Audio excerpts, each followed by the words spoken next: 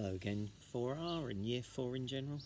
I thought I would bring the book outside for now and read in the sunshine. So we're on to scroll 3. Ostia, the port of Rome and the town where Flavia lived, was occasionally foggy in the early mornings. And so it was on the morning of Flavia's birthday, 3 days after she had found the magpie's nest. As a birthday treat, her father had agreed to take her to the goldsmith to see how much she could get for her little treasure trove. They left the house shortly after dawn, and the mist swirled around them as they walked up Baker Street towards the river. "Pater, why can't we go to the town forum? There's a man who buys jewellery there." "I've told you before. You will get a better deal from Aurarius the goldsmith. He is a friend of mine, and he will not cheat you, as that perfumed Phoenician in the forum will certainly do. Have you got everything?" Flavia touched the soft leather coin purse tied to her belt. It contained the objects she had found in the magpie's nest. She was hoping to sell them and buy a set of all 12 scrolls of the Aeneid, a book she had always wanted. She'd recently seen a set in the forum at the bookseller's stall. It was a beautiful parchment version with illustrations, but the bookseller was asking a vast sum, 100 sesterces. Flavia hardly dared hope the jewellery in her purse would fetch that amount. They crossed the Decumanus Maximus carefully. Because it was the town's main street, as well as the road to Rome, it was usually covered with horse and donkey dung. There were no handy stepping stones, as in some other Roman towns, but Flavia and her father crossed without mishap. They passed the theatre and the forum of the corporations on their left, and stopped to press themselves against the wall of a tavern as a mule-drawn cart rattled down the narrow street. As they approached the river, the fog grew thicker and damper. The tops of the tall brick warehouses were not even visible as they passed beneath them. Flavia shivered and pulled her woolen cloak closer around her shoulders. Ostia had 3 harbours, a little marina for Ostia's fishing boats, pleasure crafts and smaller merchantmen, a large harbour for the massive grain ships from Egypt, and the river harbour between the two. Here vessels could unload and either have their cargoes towed by barge up to Rome or stored in warehouses. Flavia and her father turned left at the river and walked past these warehouses as they made for Aurarius's workshop. Above her, unseen gulls wheeled and cried peevishly in the fog, and she heard the creak of timber and the clink of ship's tackle to her right. The wooden quay was damp beneath her leather boots. Figures loomed up out of the mists, terrifying men with broken noses, mangled ears and meaty arms. Some had lost arms or hands or legs, but their ugly faces always broke into grins when they saw her father, and they invariably greeted him politely. Suddenly, Flavia heard a sound which chilled her blood, the crack of a whip and clink of chains. Out of the mist emerged a pitiful sight, a line of women, naked and chained at the neck. Most of them seemed to be Egyptian or Syrian, but 1 or 2 were dark-skinned Africans. Their heads had been shaved and they were terribly thin. Some had open sores. Flavia could hear their teeth chattering, but otherwise they were totally silent. Apart from their iron collars and chains, they wore nothing but crude wooden tags with prices scrawled on them. The whip cracked again, and out of the mist came the person Flavia feared most in the world. Venelicius, the slave dealer. There were many rumours about Venelicius, the most recent that he had kidnapped a 9-year-old girl named Sapphira and sold her to a Syrian merchant.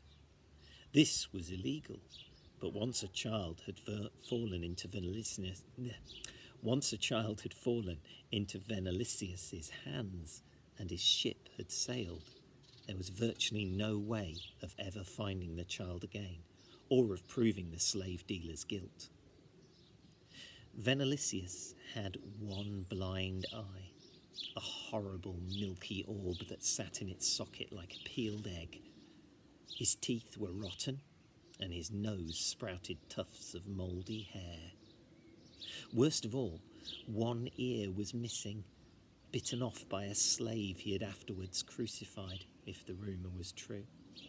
The wound still seeped a horrible yellow pus. Once Venalicius had whispered to Flavia when her father wasn't looking, "I'll make a slave of you too, my dear, if I ever catch you." Flavia shivered again and averted her eyes. But just as she did, she noticed a figure at the end of the line. It was a dark-skinned girl about her own age. She was not weeping, but her beautiful amber eyes looked blank with despair. Her hands hung limp by her side, not bothering to cover herself up. Around her neck, beneath the iron collar, hung a wooden plaque with 6 C's scrawled crudely upon it. 600, whispered Flavia to herself. In a moment, the girl had disappeared, along with the others into the mist, as Venalicius drove them into town. Flavia and her father moved silently on, both subdued by the sight of the slaves. "Pater, what will happen to them?" Flavia asked presently. "You know what happens to slaves," her father replied quietly. "Those women don't look terribly healthy, and unless they speak Latin, they'll end up doing menial work, cleaning, sewing. Perhaps some of them will become cooks, if they're lucky. Like Alma? Yes, like your nurse, Alma." "Pater?" Flavia took a deep breath. "Pater, what will happen to the girl?" There was such a long pause, she thought he would not answer her. Her father guided her carefully around a mound of silverfish spilling from her yellow net. Then, "She may become a lady's maid, or a cook's assistant, or perhaps someone will buy her for a wife," he said quietly. "A wife!" cried Flavia in horror. "But she's my age." "Perhaps a bit older. You know that 11 or 12 is not too old for slaves to marry." Flavia said nothing more until they reached Aurarius's shop. It was at the end of a row of brick workshops built against one of the large warehouses along the waterfront. Tatters of fog swirled around the shop, and the roof of the warehouse above it was swallowed in the mist. The goldsmith, Aurarius, a wizened, slightly cross-eyed man, looked up from his charcoal brazier and greeted them cheerfully.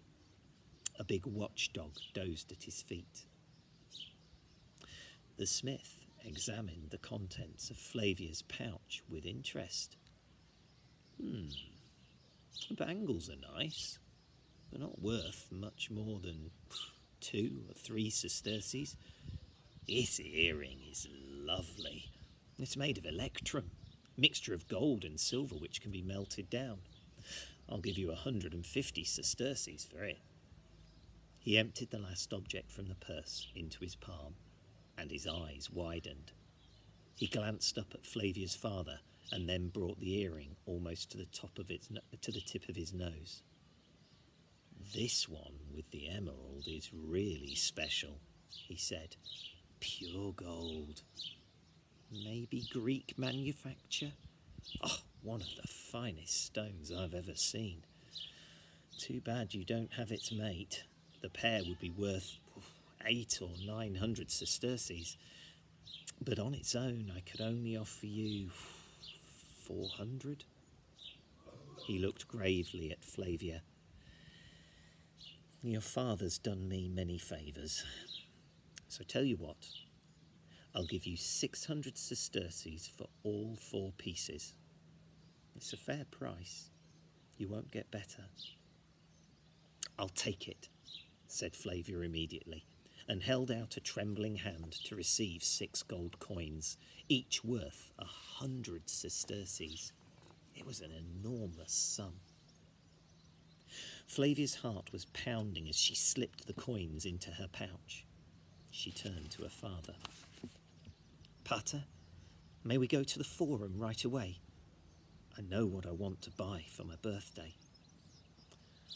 And I think if your spider sense is tingling, you should know what she wants to buy for her birthday as well. The mist cleared as they made their way to the central town forum, and the soft blue sky promised a perfect day. Flavia walked quickly through the fish market, past fishmongers boasting loudly about their red mullet, sole and squid.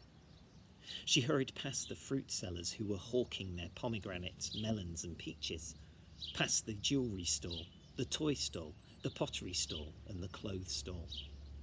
She did not even glance at the bookstall as she passed. As they entered the forum, she walked so fast that her father had to hurry to keep up with her. By the time Flavia Jemina approached the slave stall, she was almost running. She looked around anxiously and then let out her breath. Oh, thank goodness, she's still there. Wedged between a banker's stall and a public scribe's, in the shadow of the Temple of Rome and Augustus, was a slightly raised wooden stage. The slave women she had seen earlier stood on this platform, while Venalicius strutted up and down before them, shouting out their virtues. Already a crowd was gathering to look and prod and poke the slaves, who stood there, vulnerable. How can they treat them like that? Like animals, murmured Flavia. Untying her coin purse, she began to move forward. Her father's firm hand on her shoulder stopped her short. Let me handle this, he warned. Venalicius might try to take advantage of you. He can smell a serious buyer from half a mile away. He might raise his price or even double it. He can't do that, can he? He can do whatever he likes until she's sold, replied her father gravely. Keep back, out of sight. Flavia handed the leather purse to her father and stepped back behind one of the marble pillars of the colonnade. Captain Geminus pushed through the crowd and began to walk casually up and down the line.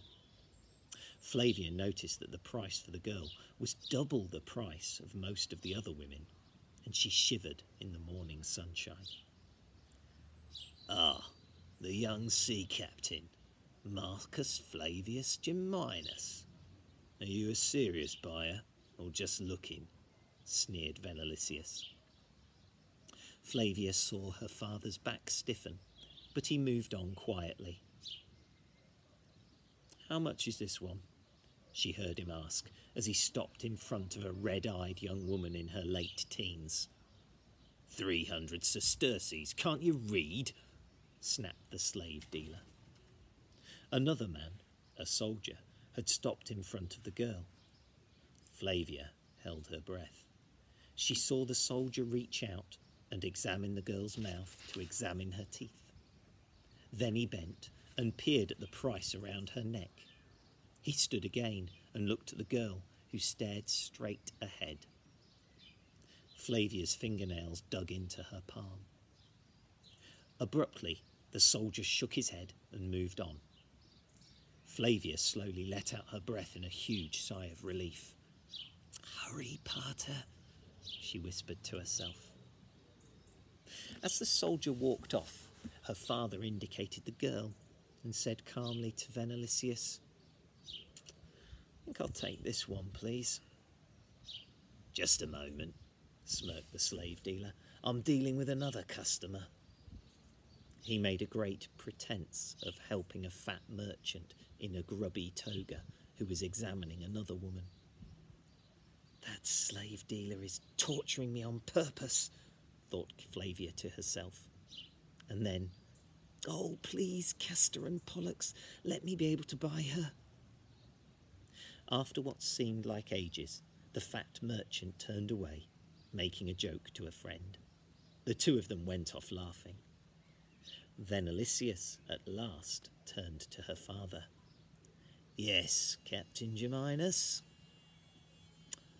I'd like to buy this slave girl, repeated her father. The dealer raised his ugly head and seemed to look around the crowded marketplace with his horrible blind eye. Flavia ducked back behind the marble column and pressed her cheek against its reassuring solidness.